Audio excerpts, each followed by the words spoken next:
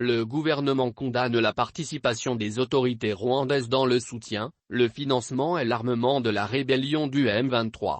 Condamnation exprimée par le biais d'un communiqué de presse diffusé mardi soir par le ministère congolais de la Communication. Au lendemain de la prise de la ville de Bunagana, carrefour commercial du Nord Kivu, et, par les rebelles du M23, les condamnations se multiplient y compris notamment de la part des partenaires internationaux, qui dénoncent également l'implication du Rwanda dans l'est du Congo.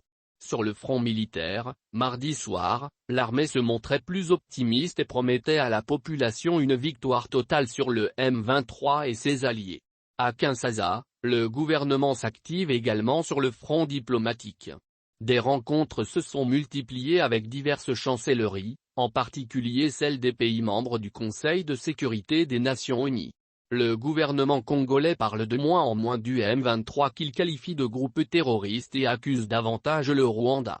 Encore hier soir, il condamne la participation des autorités rwandaises dans le soutien, le financement et l'armement de cette rébellion, a indiqué le ministère de la Communication et des Médias dans un communiqué.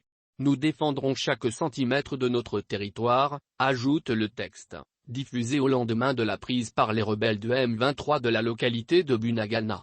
Pour la première fois hier, l'ambassade américaine à Kinshasa a ouvertement évoqué la présence des troupes rwandaises sur le sol congolais et a condamné des actions qui augmentent le risque de violence et de destruction dans l'est du Congo et nuisent à tous les habitants de la région. Nous sommes extrêmement préoccupés par les récents combats dans l'est de la RDC et par la présence signalée de forces rwandaises sur le territoire de la RDC, indique le communiqué. Les comportements provocateurs et les propos incendiaires doivent cesser, avertit Washington.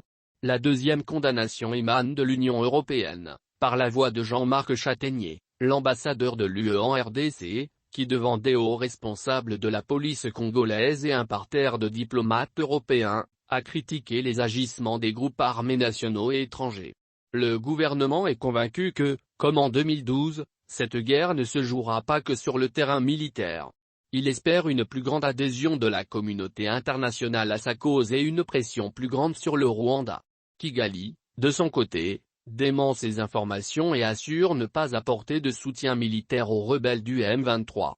Il estime à l'inverse avoir été la victime de multiples agressions.